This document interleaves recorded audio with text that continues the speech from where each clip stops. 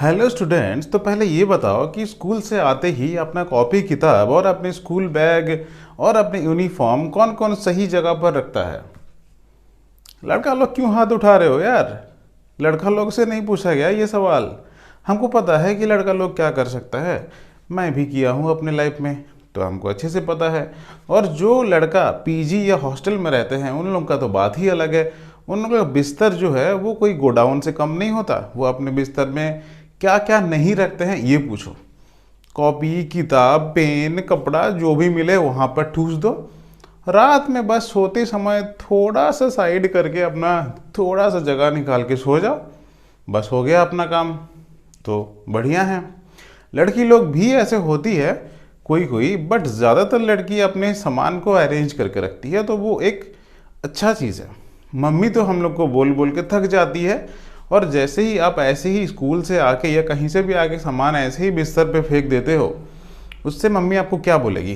बेटा तुमसे तो ज़्यादा कुछ नहीं हो पाएगा, तुमसे दो सामान ठीक से रखा नहीं जाता।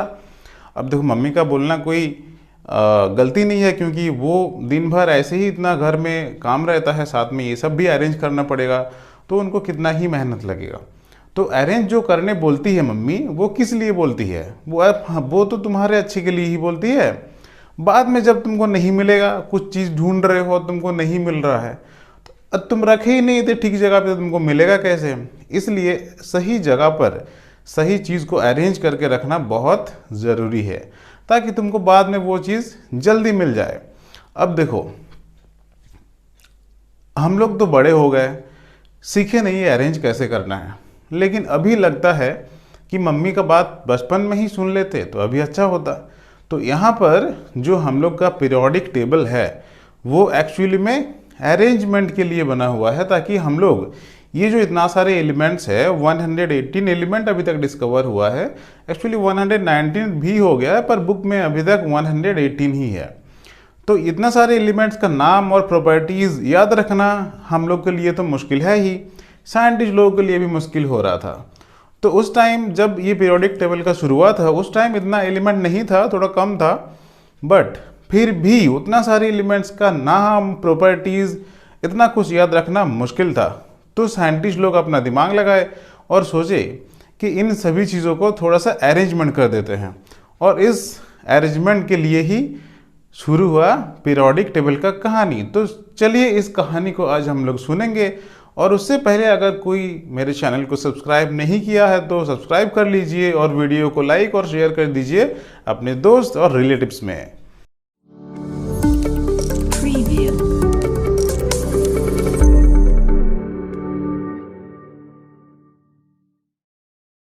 ओके, तो जो हम लोग बात करने वाले हैं वो ये है कि पीरियोडिक टेबल शुरू कैसे हुआ था। तो सबसे पहले पीरियोडिक टेबल जब शुरू हुआ था तो साइंटिस्ट लोग के दिमाग में ये घूम रहा था कि कैसे हम लोग सेम प्रॉपर्टीज वाला एलिमेंट को एक जगह पर अरेंज कर ले।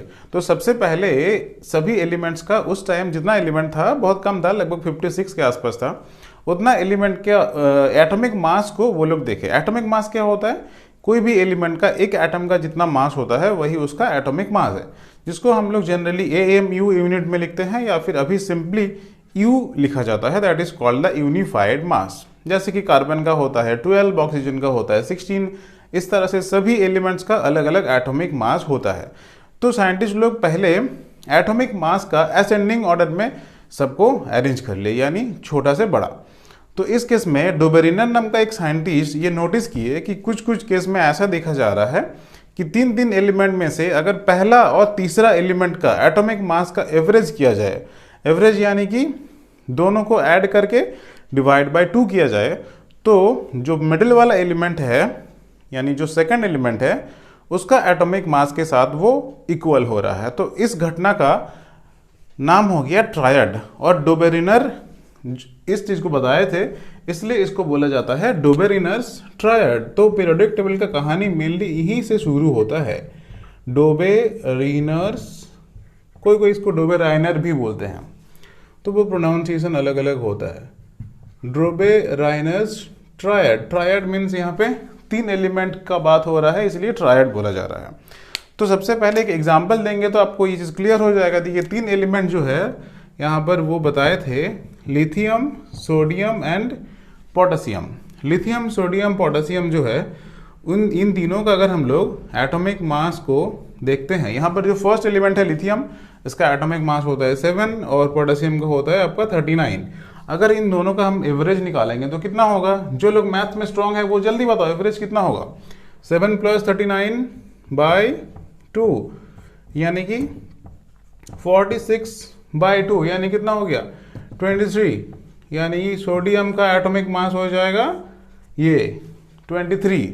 इस तरह से और भी कुछ कुछ जगह पे 3-3 एलिमेंट का ऐसे ट्रायड बना था, जिसमें फर्स्ट और थर्ड एलिमेंट का एटॉमिक मास का एवरेज करने से सेकंड एलिमेंट के साथ इक्वल हो रहा था।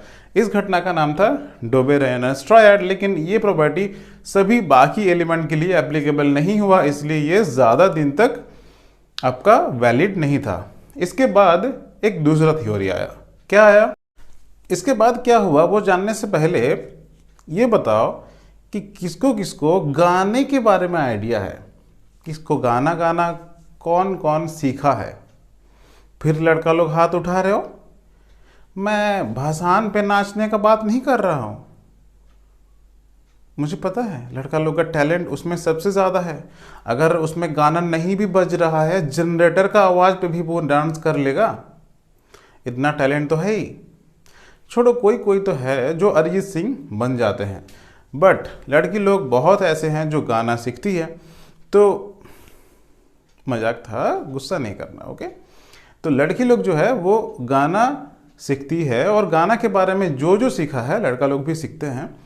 जो जो गाना के बारे में सीखा है वो जानते हैं कि गाना में टोटल आपका 7 सुर होता है। क्या क्या होता है? सा, रे, गा, मा, पा, धा, नी, सा। ओके।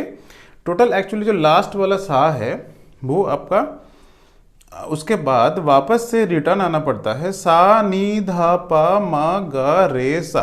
अब आप सोच रहे गाना का क्लास चल रहा है क्या? ये मैं गाना नहीं सिखा रहा हूँ, ये एक्चुअली एक साइंटिस्ट बोले थे। कौन बोले थे? न्यूलैंड्स।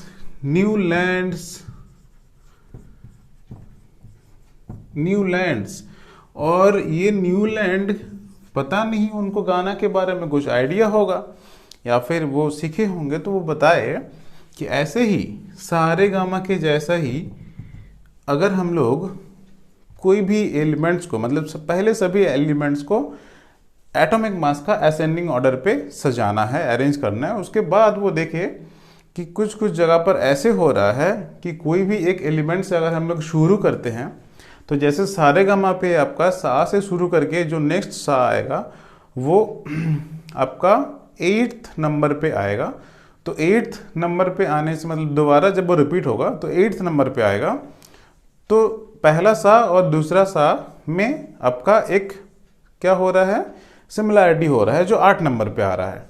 तो न्यूलैंड्स ये बोले कि अगर हम लोग एलिमेंट्स को एटॉमिक मास का इंक्रीजिंग ऑर्डर पे सजाएंगे तो पहला एलिमेंट और जो 8th एलिमेंट होगा उनमें से प्रॉपर्टीज का सिमिलैरिटी होगा।